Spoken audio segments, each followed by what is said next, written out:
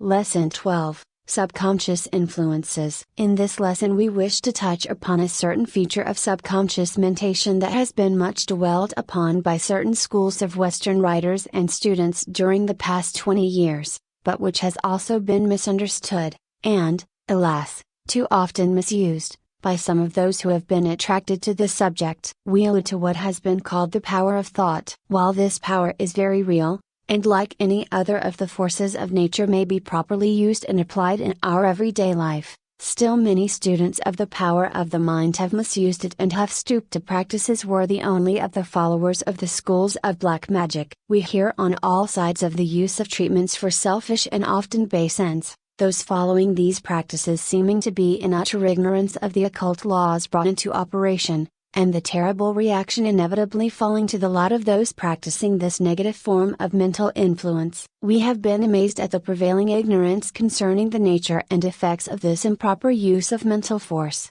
and at the same time, at the common custom of such selfish, improper uses. This, more particularly, when the true occultist knows that these things are not necessary, even to those who seek success by mental forces. There is a true method of the use of mental forces, as well as an improper use, and we trust that in this lesson we may be able to bring the matter sharply and clearly before the minds of our students. In our first course, the 14 lessons, in the several lessons entitled, respectively, Thought Dynamics, Telepathy, etc., and Psychic Influence, we have given a general idea of the effect of one mind upon other minds, and many other writers have called the attention of the Western world to the same facts. There has been a general awakening of interest in this phase of the subject among the Western people of late years, and many and wonderful are the theories that have been advanced among the conflicting schools regarding the matter. But, notwithstanding the conflicting theories,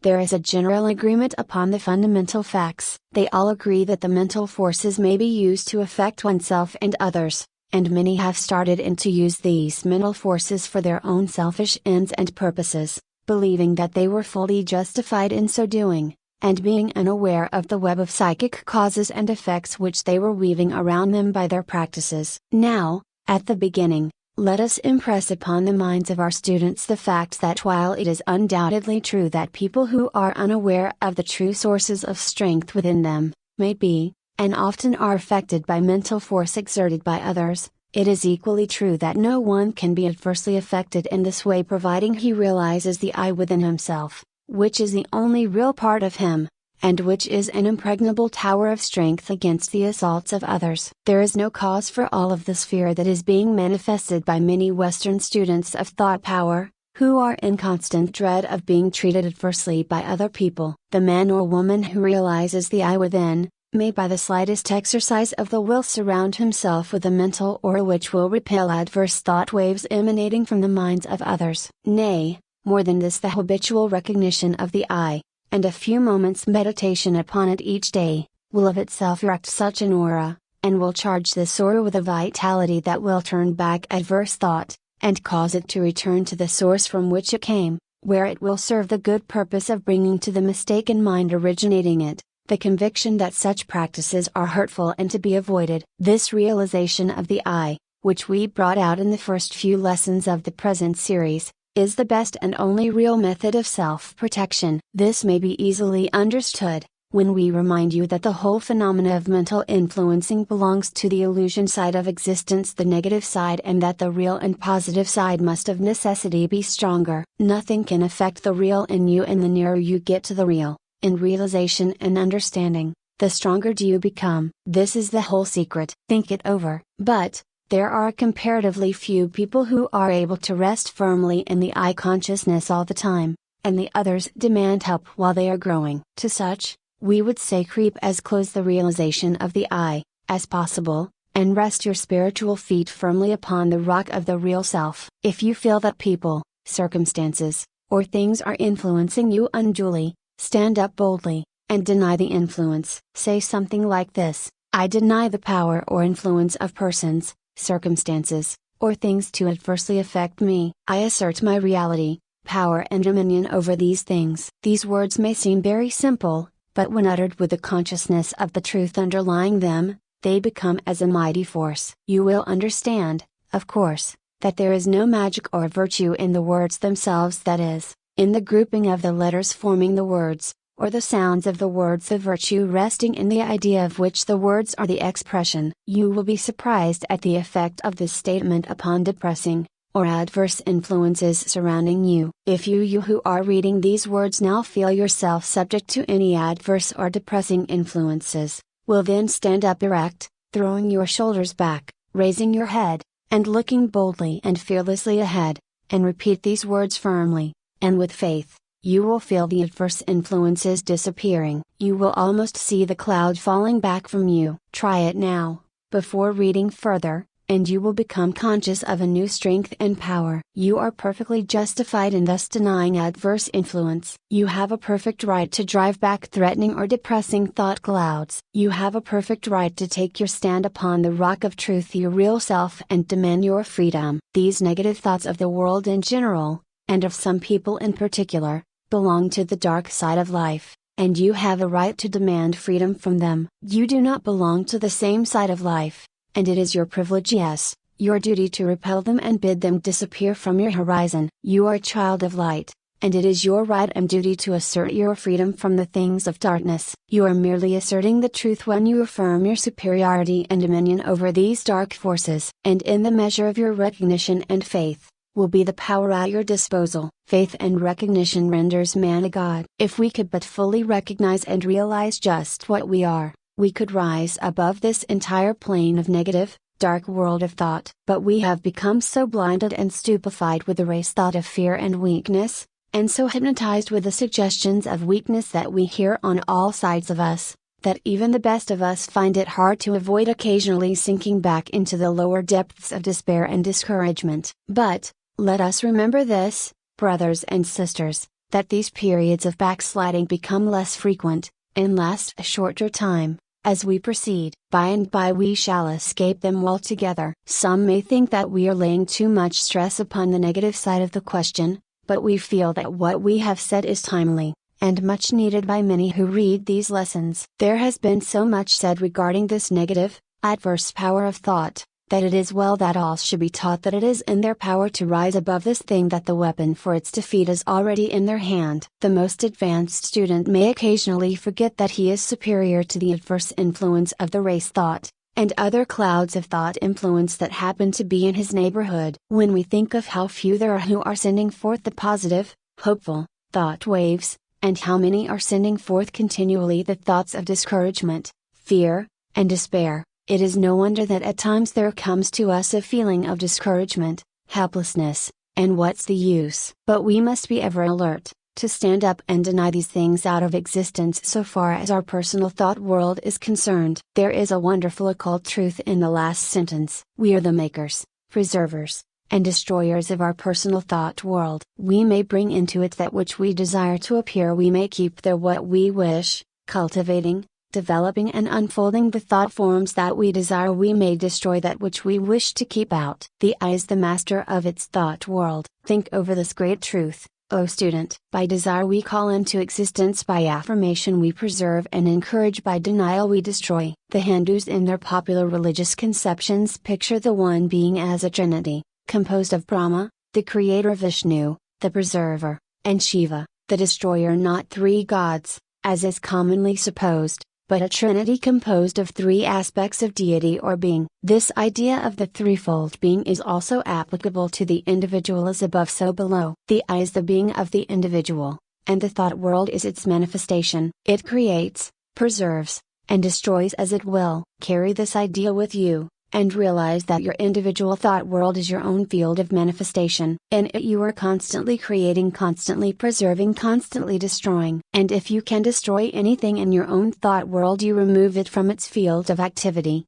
so far as you are concerned. And if you create anything in your own thought world, you bring it into active being, so far as you are concerned. And if you preserve anything, you keep it by you in effect and full operation and influence in your life. This truth belongs to the higher phases of the subject, for its explanation is inextricably bound up in the explanation of the thing in itself, the absolute, and its manifestations. But even what we have said above, should give to the alert student sufficient notice to cause him to grasp the facts of the case, and to apply the principles in his own life. If one lives on the plane of the race thought, he is subject to its laws, for the law of cause and effect is in full operation on each plane of life. But when one raises himself above the race of thought, and onto the plane of the recognition of the real self, then does he extricate himself from the lower laws of cause and effect, and places himself on a higher plane of causation, in which he plays a much higher part. And so we are constantly reminding you that your tower of strength and refuge lies on the higher plane. But, nevertheless, we must deal with the things and laws of the lower plane, because very few who read these lessons are able to rest entirely upon the higher plane. The great majority of them have done no more than to lift themselves partially onto the higher plane, and they are consequently living on both planes, partly in each, the consequence being that there is a struggle between the conflicting laws of the two planes. The present stage is one of the hardest on the path of attainment, and resembles the birth pains of the physical body. But you are being born into a higher plane, and the pain after becoming the most acute will begin to ease, and in the end will disappear, and then will come peace and calm. When the pain becomes the most acute, then be cheered with the certainty that you have reached the crisis of your new spiritual birth, and that you will soon gain peace. And then you will see that the peace and bliss will be worth all the pain and struggle. Be brave, fellow followers of the path. Deliverance is nigh. Soon will come the silence that follows the storm. The pain that you are experiencing, well do we know that you are experiencing the pain is not punishment, but is a necessary part of your growth. All life follows this plan. The pains of labor and birth ever precede the deliverance. Such is life, and life is based upon truth, and all is well with the world. We did not intend to speak of these things in this lesson, but as we write there comes to us a great cry for help and a word of encouragement and hope, from the class which is taking this course of lessons, and we feel bound to respond as we have done. Peace be with you one and all. And, now we will begin our consideration of the laws governing what we have called subconscious influence. All students of the occult are aware of the fact that men may be, and are, largely influenced by the thoughts of others. Not only is this the case in instances where thoughts are directed from the mind of one person to the mind of another, but also when there is no special direction or intention in the thought sent forth. The vibrations of thoughts linger in the astral atmosphere long after the effort that sent forth the thought has passed. The astral atmosphere is charged with the vibrations of thinkers of many years past, and still possesses sufficient vitality to affect those whose minds are ready to receive them at this time. And we all attract to us thought vibrations corresponding in nature with those which we are in the habit of entertaining. The law of attraction is in full operation, and one who makes a study of the subject may see instances of it on all sides. We invite to ourselves these thought vibrations by maintaining and entertaining thoughts along certain lines. If we cultivate a habit of thinking along the lines of cheerfulness, brightness and optimism, we attract to ourselves similar thought vibrations of others, and we will find that before long we will find all sorts of cheerful thoughts pouring into our minds from all directions. And, likewise, if we harbor thoughts of gloom, despair, pessimism, we lay ourselves open to the influx of similar thoughts which have emanated from the minds of others. Thoughts of anger, hate, or jealousy attract similar thoughts which serve to feed the flame and keep alive the fire of these low emotions. Thoughts of love tend to draw to ourselves the loving thoughts of others, which tend to fill us with a glow of loving emotion. And not only are we affected in this way by the thoughts of others, but what is known as suggestion also plays an important part. 1. This matter of subconscious influence. We find that the mind has a tendency to reproduce the emotions, moods, shades of thought, and feelings of other persons, as evidenced by their attitude, appearance, facial expression, or words. If we associate with persons of a gloomy temperament, we run the risk of catching their mental trouble by the law of suggestion, unless we understand this law and counteract it. In the same way, we find that cheerfulness is contagious, and if we keep in the company of cheerful people, we are very apt to take on their mental quality. The same rule applies to frequenting the company of unsuccessful or successful people, as the case may be. If we allow ourselves to take up the suggestions constantly emanating from them, we will find that our minds will begin to reproduce the tones, attitudes, characteristics, dispositions and traits of the other persons, and before long we will be living on the same mental plane. As we have repeatedly said, These things are true only when we allow ourselves to take on the impressions, but unless one has mastered the law of suggestion, and understands its principles and operations, he is more or less apt to be affected by it. All of you readily recall the effect of certain persons upon others with whom they come in contact. One has a faculty of inspiring with vigor and energy those in whose company he happens to be. Another depresses those around him, and is avoided as a human wet blanket. Another will cause a feeling of uneasiness in those around him, by reason of his prevailing attitude of distrust, suspicion, and low cunning. Some carry an atmosphere of health around them, while others seem to be surrounded with a sickly aura of disease, even when their physical condition does not seem to indicate the lack of health. Mental states have a subtle way of impressing themselves upon us, and the student who will take the trouble to closely observe those with whom he comes in contact will receive a liberal education along these lines. There is of course a great difference in the degree of suggestibility among different persons. There are those who are almost immune,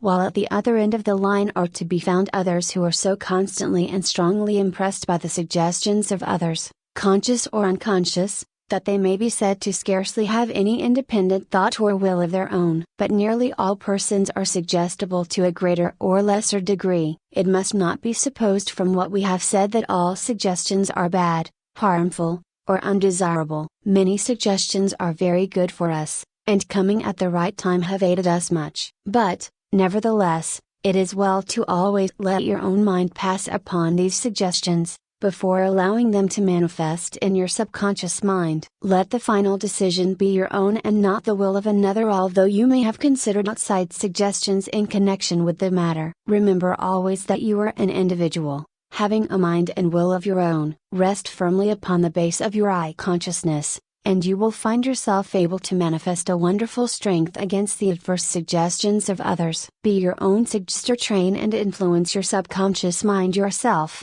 and do not allow it to be tampered with by the suggestions of others. Grow the sense of individuality. There has been much written of recent years in the Western world regarding the effect of the mental attitude upon success and attainment upon the material plane. While much of this is nothing but the wildest imagining, still there remains a very firm and solid substratum of truth underlying it all. It is undoubtedly true that one's prevailing mental attitude is constantly manifesting and objectifying itself in his life. Things, circumstances, people, plans, all seem to fit into the general ideal of the strong mental attitude of a man, and this from the operation of mental law along a number of lines of action. In the first place, the mind when directed toward a certain set of objects becomes very alert to discover things concerning those objects, to seize upon things, opportunities, persons, ideas, and facts tending to promote the objects thought of. The man who is looking for facts to prove certain theories,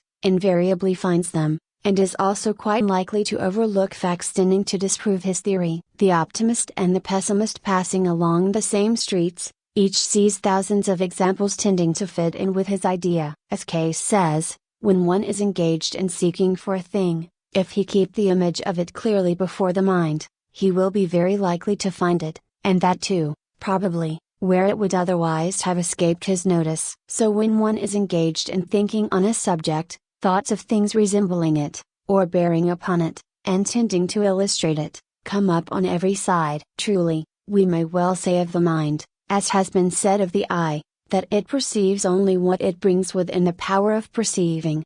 John Burroughs has well said regarding this that no one ever found the walking fern who did not have the walking fern in his mind. A person whose eye is full of Indian relics picks them up in every field he walks through. They are quickly recognized because the eye has been commissioned to find them. When the mind is kept firmly fixed upon some ideal or aim, its whole and varied powers are bent toward the realization and manifestation of that ideal. In thousands of ways the mind will operate to objectify the subjective mental attitude, a great proportion of the mental effort being accomplished along subconscious lines. It is of the greatest importance to one who wishes to succeed in any undertaking, to keep before his mind's eye a clear mental image of that which he desires. He should picture the thing desired, and himself as securing it, until it becomes almost real. In this way he calls to his aid his entire mental force and power, along the subconscious lines, and, as it were, makes a clear path over which he may walk to accomplishment. Bain says regarding this,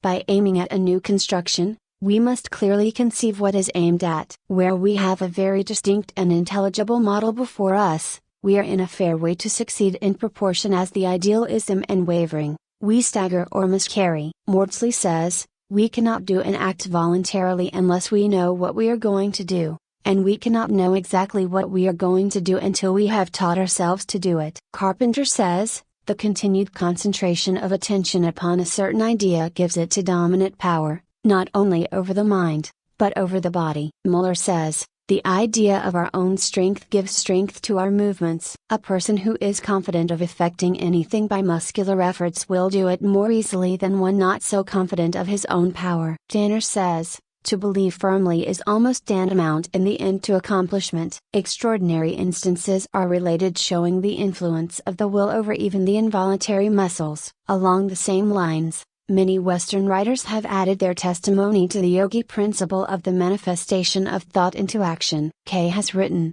a clear and accurate idea of what we wish to do, and how it is to be effected, is of the utmost value and importance in all the affairs of life. A man's conduct naturally shapes itself according to the ideas in his mind, and nothing contributes more to success in life than having a high ideal and keeping it constantly in view. Where such is the case, one can hardly fail in attaining it. Numerous unexpected circumstances will be found to conspire to bring it about, and even what seemed at first to be hostile may be converted into means for its furtherance, while by having it constantly before the mind he will be ever ready to take advantage of any favoring circumstances that may present themselves. Along the same lines, Foster has written these remarkable words, it is wonderful how even the casualties of life seem to bow to a spirit that will not bow to them, and yield to subserve a design which they may, in their first apparent tendency, threaten to frustrate. When a firm, decisive spirit is recognized, it is curious to see how the space clears around a man and leaves him room and freedom. Simpson has said,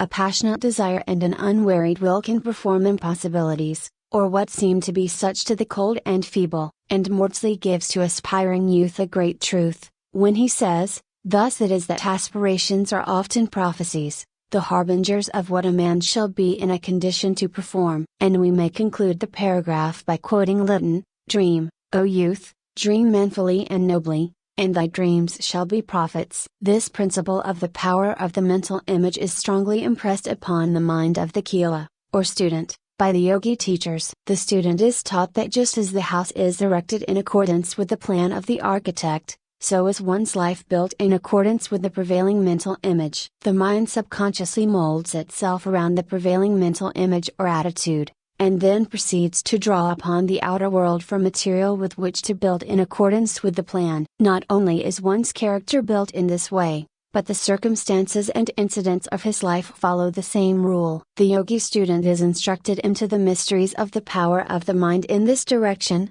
not that he may make use of it to build up material success, or to realize his personal desires, for he is taught to avoid these things, but he is fully instructed, nevertheless, that he may understand the workings of the law around him. And it is a fact well known to close students of the occult, that the few who have attained extraordinarily high degrees of development, make use of this power in order to help the race. Many a world movement has been directed by the mind, or minds, of some of these advanced souls who were able to see the ideal of evolution ahead of the race, and by visualizing the same, and concentrating upon it in meditation, actually hasten the progress of the evolutionary wave, and cause to actually manifest that which they saw, and upon which they had meditated. It is true that some occultists have used similar plans to further their own selfish personal ends, often without fully realizing just what power they were employing, but this merely illustrates the old fact that the forces of nature may be used rightly and wrongly, and it is all the more reason why those who are desirous of advancing the race, of assisting in the evolution of the world, should make use of this mighty power in their work. Success is not reprehensible, notwithstanding the fact that many have interpreted and applied the word in such a manner as to make it appear as if it had no other meaning or application other than the crude, material selfish one generally attributed to it, by reason of its misuse. The Western world is playing its part. 1. The evolution of the race, and its keynote is accomplishment. Those who have advanced so high that they are able to view the world of men, as one sees a valley from a mountain peak, recognize what this strenuous Western life means. They see mighty forces in operation, mighty principles being worked out by those who little dream of the ultimate significance of that which they are doing. Mighty things are before the Western world today. Wonderful changes are going on. Great things are in the womb of time, and the hour of birth draws near. The men and women in the Western world feel within them the mighty urge to accomplish something, to take an active part. 1. The great drama of life. And they are right in giving full expression to this urge, and are doing well in using every legitimate means in the line of expression. And this idea of the mental attitude, or the mental image, is one of the greatest factors in this striving for success. In this lesson we do not purpose giving success talks for our students. These lessons are intended to fill another field, and there are many other channels of information along the lines named. What we wish to do is to point out to our students the meaning of all this strenuous striving of the age, in the Western world, and the leading principle employed therein. The great achievements of the material world are being accomplished by means of the power of the mind. Men are beginning to understand that thought manifests itself in action, and that thought attracts to itself the things, persons and circumstances in harmony with itself. The power of mind is becoming manifest in hundreds of ways. The power of desire, backed by faith and will, is beginning to be recognized as one of the greatest of known dynamic forces. The life of the race is entering into a new and strange stage of development and evolution, and in the years to come mind will be seen, more clearly and still more clearly, to be the great principle underlying the world of material things and happenings. That all is mind is more than a dreamy, metaphysical utterance, is being recognized by the leaders in the world's thought. As we have said, great changes are before the world and the race, and every year brings us nearer to the beginning of them. In fact, the beginning is already upon us. Let any thinker stop and reflect over the wonderful changes of the past 6 years since the dawning of the 20th century, and he will be dull indeed if he sees not the trend of affairs. We are entering into a new great cycle of the race, and the old is being prepared for being dropped off like an old worn out husk. Old conventions, ideals, customs, laws, ethics, and things sociological, economical, theological, philosophical, and metaphysical have been outgrown, and are about to be shed by the race. The great cauldron of human thought is bubbling away fiercely,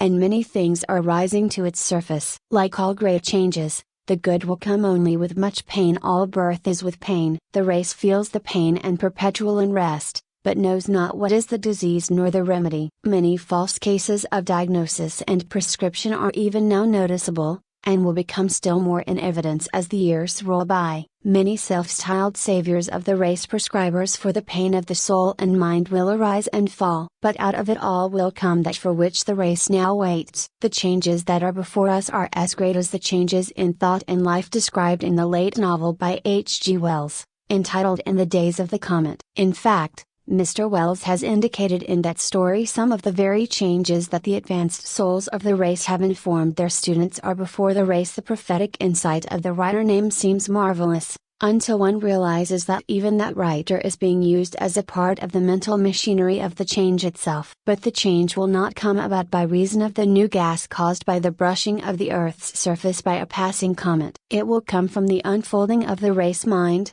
The process being now underway. Are not the signs of mental unrest and discomfort becoming more and more apparent as the days go by? The pain is growing greater, and the race is beginning to fret and chafe, and moan. It knows not what it wants, but it knows that it feels pain and wants something to relieve that pain. The old things are beginning to totter and fall, and ideas rendered sacred by years of observance are being brushed aside with a startling display of irreverence. Under the surface of our civilization we may hear the straining and groaning of the ideas and principles that are striving to force their way out onto the plane of manifestation. Men are running hither and thither crying for a leader and a savior. They are trying this thing, and that thing, but they find not that which they seek. They cry for satisfaction, but it eludes them. And yet all this search and disappointment is part of the great change, and is preparing the race for that which must come, and yet the relief will not come from anything or things. It will come from within. Just as when,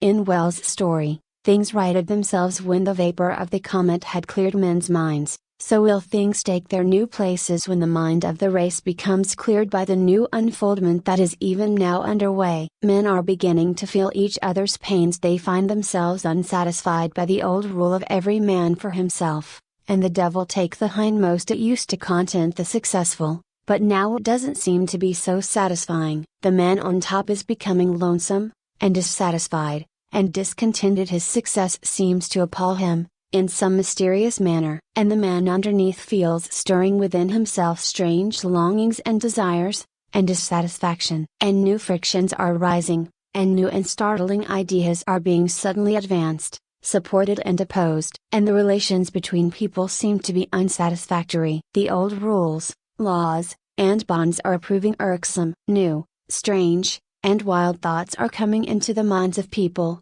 which they dare not utter to their friends, and yet these same friends are finding similar ideas within themselves. And somehow, underneath it all is to be found a certain honesty. Yes, there is where the trouble seems to come. The world is tiring of hypocrisy and dishonesty in all human relations, and is crying aloud to be led back, some way, to truth and honesty in thought and action. But it does not see the way out, and it will not see the way out, until the race mind unfolds still further. And the pain of the new unfoldment is stirring the race to its depths. From the deep recesses of the race mind are rising to the surface old passions, relics from the cave dweller days, and all sorts of ugly mental relics of the past. And they will continue to rise and show themselves until at last the bubbling pot will begin to quiet down, and then will come a new peace, and the best will come to the surface, the essence of all the experiences of the race. To our students, we would say, during the struggle ahead of the race, play well your part,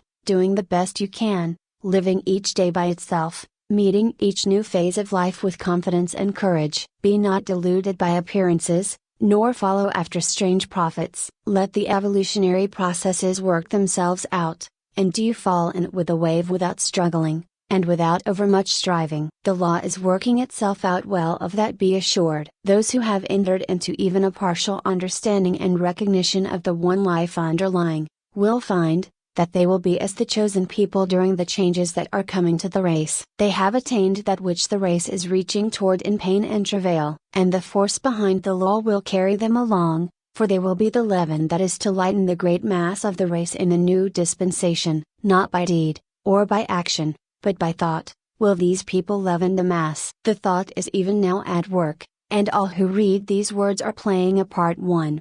The work, although they may know it not. If the race could realize this truth of the one life underlying, today, the change would occur in a moment, but it will not come in that way. When this understanding gradually dawns upon the race, this new consciousness, then will things take their proper places, and the lion and the lamb lie down together in peace. We have thought it well to say these things in this, the last lesson of this course. They are needed words. They will serve to point out the way to those who are able to read. Watch and wait for the silence that will follow the storm. In this series of lessons we have endeavored to give you a plain, practical presentation of some of the more important features of Raja Yoga. But this phase of the subject, as important and interesting as it is not the highest phase of the great yoga teachings. It is merely the preparation of the soil of the mind for what comes afterward. The phase called Jnana Yoga, the yoga of wisdom, is the highest of all the various phases of yoga. Although each of the lower steps is important in itself, we find ourselves approaching the phase of our work for which we have long wished. Those who have advised and directed this work have counseled us to deal with the less advanced and simpler phases,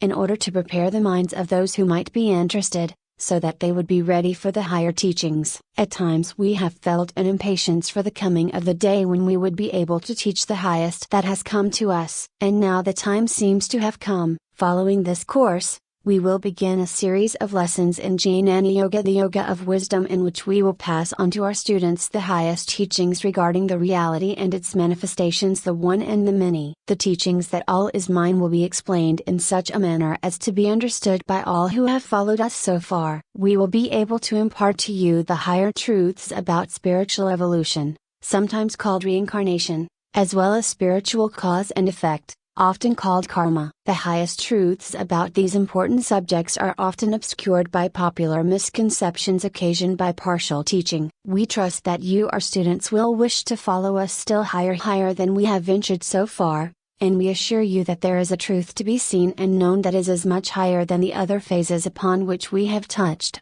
as those phases have been higher than the current beliefs of the masses of the race. We trust that the powers of knowledge may guide and direct us, that we may be able to convey our message so that it may be accepted and understood. We thank our students who have traveled thus far with us, and we assure them that their loving sympathy has ever been a help and an inspiration to us. Peace be with you. Mantram, or affirmation. There is but one life underlying. This life is manifesting through me, and through every other shape, form, and thing. I am resting on the bosom of the great ocean of life, and it is supporting me, and will carry me safely, though the waves rise and fall, though the storms rage and the tempests roar. I am safe on the ocean of life, and rejoice as I feel the sway of its motion. Nothing can harm me though changes may come and go. I am safe. I am one with the all-life, and its power, knowledge, and peace are behind, underneath, and within me. Oh, one life!